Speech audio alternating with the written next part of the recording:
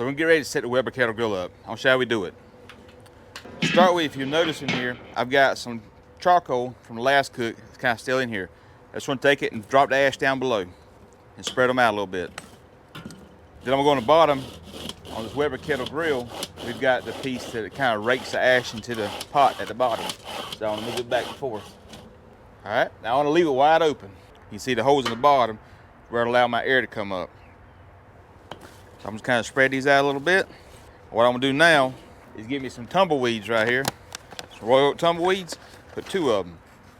One on this side and one on this side. I got my lighter here. I'm gonna light it. Probably a good idea to work your way to you and not away from you. But anyhow, now I'm just gonna take some charcoal we've got here and kind of put it on top of it. Get the pieces that ain't quite burnt so much. I just want this thing to get hot and start creating a coal bed. You can use a chimney if you want to. I just do this because it saves a step, and to me it's faster to get 2 fires started. Anyhow, I'm gonna let this go for a few minutes. Once my charcoal gets nice and white and hot, I add some more charcoal to it. Anyhow, be right back. Now you see my charcoal is nice and lit.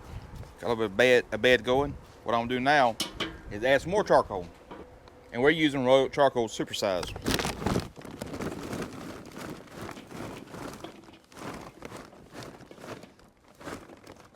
If you notice, we got a grill set up kind of a hot zone and warm zone. I would say cool, but it'll still be hot. So what I want to do is spread my charcoal out. I want to be right below my grate over here.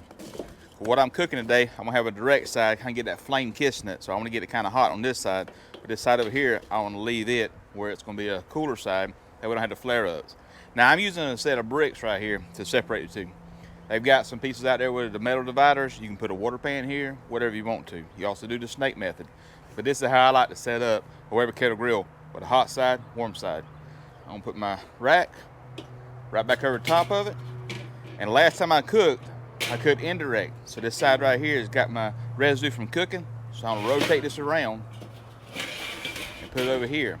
In about 10 minutes, I'll take a piece of tinfoil and clean this one up and be ready to grill. So I've got the bottom, I brought it back down to about half throttle. The top, I'm gonna set it, open it wide open. What I want to do is get this charcoal hot and kind of burn the grill off, clean the grill a little bit. So I'm gonna let this go about 20 minutes, and then we come back and clean the racks.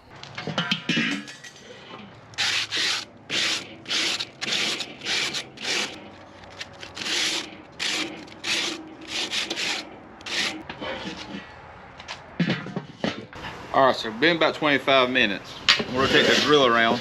As you can see right now, we're running close to 600 degrees, which is fine, which is what I'm looking for. Turn it back around so you can show what we got.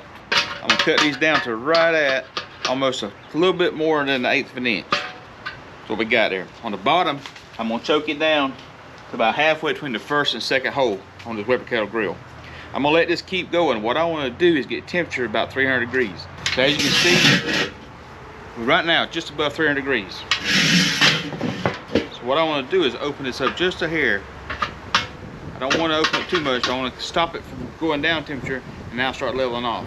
So let's keep going about another 5 minutes. I want to make sure my temperature kind of levels off and put our meat on. So this is how we set up a Weber Kettle Grill. It's simple, it's easy, and if you do it this way, you have a controlled fire. That way you have nothing run away from you. And you have a good, consistent cook.